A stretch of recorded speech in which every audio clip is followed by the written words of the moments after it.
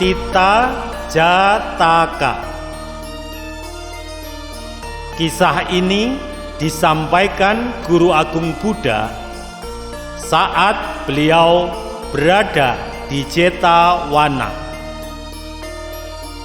Kisah mengenai seorang mantan tukang emas yang telah menjadi biku dan tinggal bersama Sang Panglima Dhamma yang Arya Sariputta.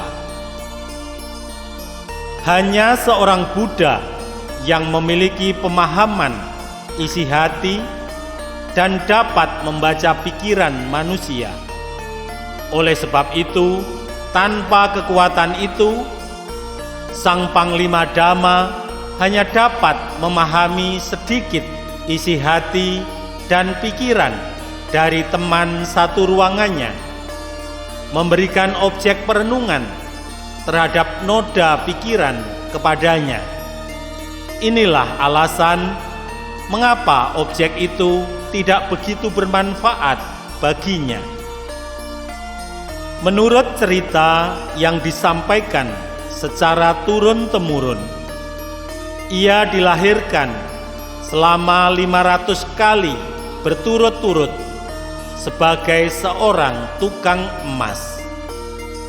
Akibat terus-menerus melihat keindahan emas murni dalam waktu yang begitu lama, objek perenungan yang diberikan oleh Sang Tera Sariputta menjadi tidak begitu membantunya.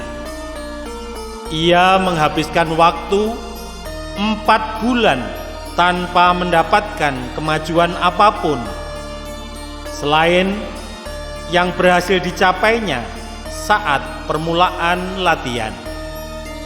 Mengetahui bahwa ia tidak mampu membantu teman satu ruangannya mencapai tingkat kesucian arahat, Sang Panglima Dhamma berpikir, tidak ada orang lain lagi selain Guru Agung Buddha sendiri yang mampu memperbaiki hal ini. Aku akan membawanya menemui Guru Agung Buddha. Maka saat fajar menyingsing, ia membawa biku itu menemui Guru Agung Buddha. Sesampainya di tempat Guru Agung Buddha, beliau kemudian berkata, "Ada apa, wahai Sariputta? Apa yang membuatmu datang bersama biku ini?" Mendengar pertanyaan Guru Agung Buddha, Sariputta berkata, "Bante, saya memberikan sebuah objek perenungan untuknya. Setelah menghabiskan waktu 4 bulan, ia masih belum mencapai kemajuan apapun selain hasil yang dicapainya di awal pelatihan.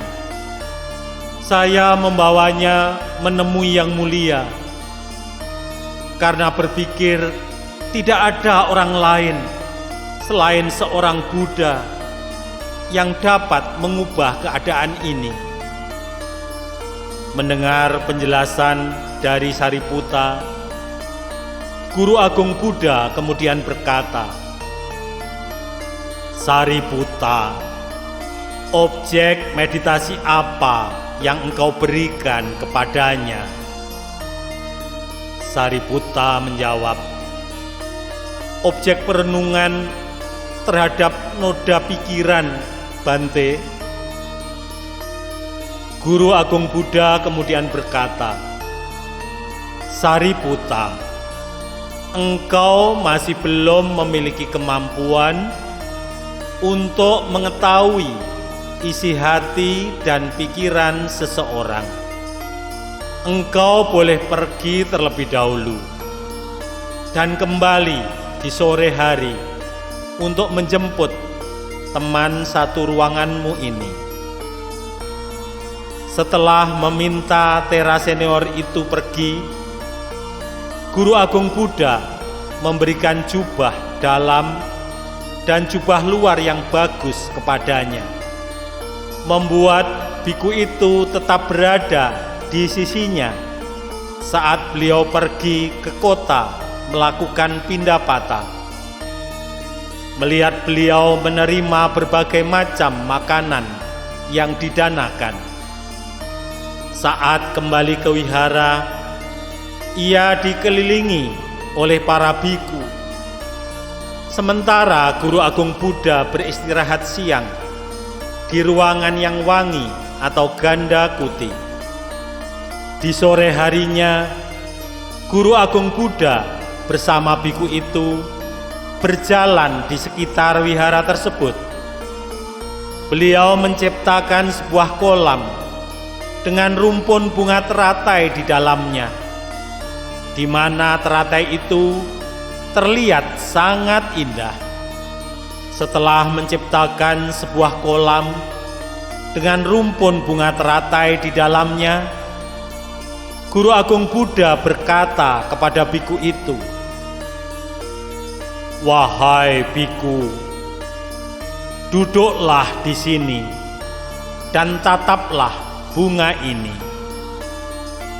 Setelah mengatakan hal itu, Guru Agung Buddha meninggalkan biku itu di sana. Beliau kembali ke ruangannya yang wangi. Biku itu terus-menerus menatap bunga itu. Kemudian Guru Agung Buddha membuat bunga tersebut layu. Saat biku itu masih menatap bunga tersebut mulai melayu, kelopaknya berguguran, mulai dari bagian pinggirnya. Sejenak kemudian, semua kelopaknya menghilang. Berikutnya, benang sari bunga tersebut mulai berjatuhan, hingga bagian yang tersisa hanyalah jantung bunga tersebut. Melihat proses tersebut, biku ini berpikir, walaupun awalnya bunga ini begitu cantik dan segar, namun akhirnya warnanya pudar, kelopak dan benang sarinya berguguran, hingga yang tersisa hanyalah jantung bunga. Jika pembusukan dapat menimpa bunga teratai yang seindah ini, apa yang tidak akan menimpa jasmaniku? Semua benda yang terbentuk dari penggabungan beberapa komponen adalah tidak kekal adanya. Demikian pikiran tersebut. Ia mencapai pencerahan. Mengetahui pikiran biku itu telah tercerahkan, Guru Agung Buddha yang sedang duduk di ruangan wangi itu mengirimkan seberkas bentuk yang mirip dirinya ke tempat tersebut dan mengucapkan syair ini. Buanglah rasa cinta terhadap diri sendiri. Dengan tangan yang kau gunakan untuk memetik bunga teratai di musim gugur, persiapkan hatimu untuk ini, tidak untuk yang lainnya. Jalan menuju kedamaian yang sempurna dan menuju pemadaman terhadap nafsu keinginan yang diajarkan oleh Guru Agung Buddha. Pada akhir syair ini, biku itu mencapai tingkat kesucian arahat. Dengan pikiran bahwa ia tidak akan dilahirkan lagi, tidak dipusingkan oleh keadaan kehidupan dalam bentuk seperti apapun setelah ini. Dengan sepenuh hati, ia mengucapkan syair berikut ini. Ia yang hidup dengan pikiran yang matang. Ia yang telah bersih dan bebas dari segala jenis kekotoran. Dengan raga yang terakhir ini, ia menjalani kehidupan yang suci. Adanya pemahaman yang mendalam menjadikan ia sebagai seorang raja yang berkuasa. Ia seperti bulan yang pada akhirnya memenangkan jalannya dari cengkeraman Rahu, telah memenangkan pembebasan yang tinggi. Kebodohan yang menutupiku, yang dibentuk oleh khayalan yang timbul akibat adanya kegelapan, telah ditolak olehku. Seperti tertipu oleh ribuan sinar yang disorotkan oleh matahari, yang menghiasi langit dengan siraman cahaya. Setelah syair dan ungkapan kebahagiaan yang baru saja diucapkannya, ia menemui Guru Agung Buddha dan memberikan penghormatan kepada beliau. Tera Sariputta yang datang setelahnya memberikan penghormatan kepada Guru Agung Buddha dan pergi bersama teman satu ruangannya. Saat para biku mendengar kabar ini, mereka semua berkumpul di balai kebenaran, duduk sambil memuji kebajikan yang maha bijaksana. Mereka berkata, "Awuso, karena tidak mengetahui isi hati dan pikiran manusia, Tera Sariputta tidak mengetahui kecenderungan sifat teman satu ruangannya. Akan tetapi Guru Agung Buddha mengetahuinya. Hanya dalam waktu 1 hari, beliau mampu mengarahkan biku itu mencapai tingkat kesucian arahat, sekaligus mencapai pengetahuan sempurna. Oh, betapa luar biasanya kemampuan yang mengagumkan dari seorang Buddha." Pada saat itu, Guru Agung Buddha memasuki balai tersebut dan duduk di tempat yang telah disediakan untuknya. Kemudian berkata,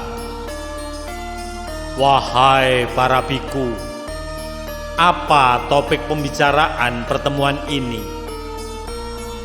Para biku kemudian berkata, "Tidak ada yang lain, Bante, selain bahwa engkau memiliki pemahaman tentang isi hati dan dapat membaca pikiran dari biku yang tinggal bersama Sang Panglima Dhamma."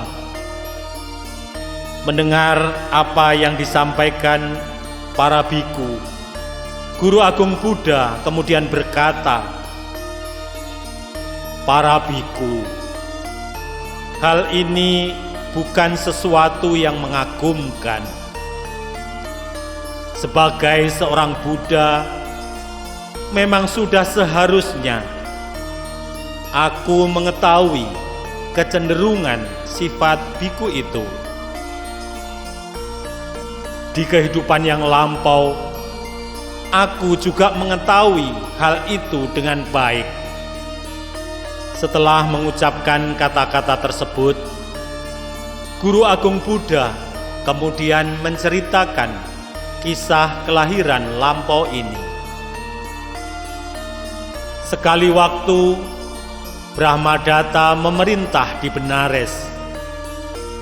Saat itu, Bodhisattva terlahir sebagai penasihat raja dalam urusan pemerintahan dan spiritual.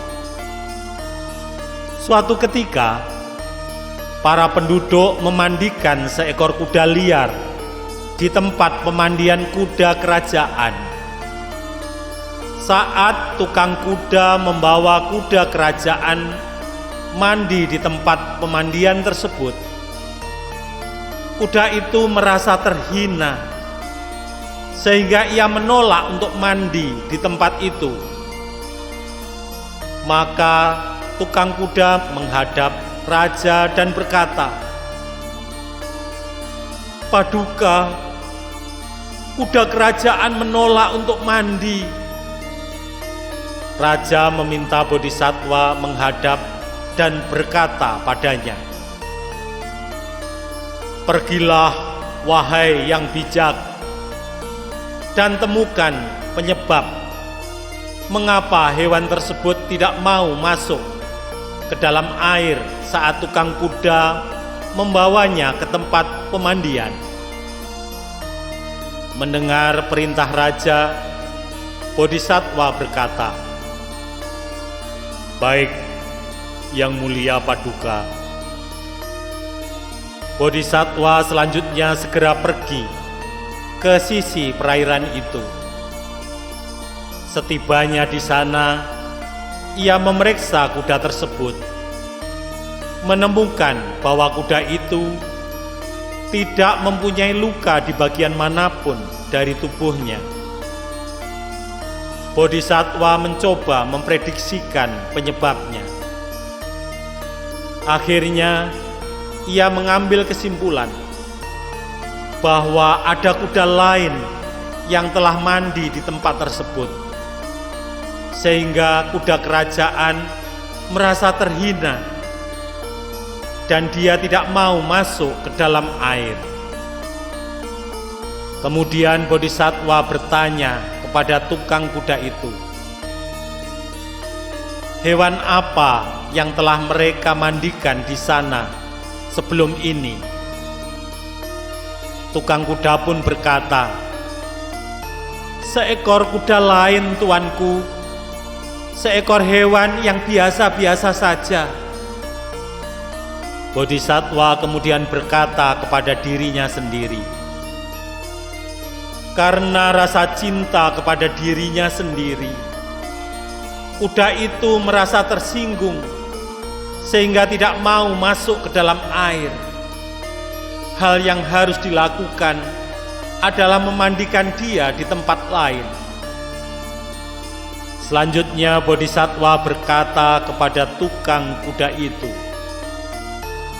"Orang akan merasa bosan, temanku, bahkan tentang pemilihan tempat, jika ia selalu mendapatkan hal yang sama. Ini juga terjadi pada kuda ini. Ia telah dimandikan di sini sebegitu banyak kalinya, sehingga tak terhitung lagi. Bawalah ia ke tempat pemandian yang lain, mandikan dan beri ia minum di sana." Setelah mengucapkan kata-kata tersebut, Bodhisattva mengucapkan syair berikut ini,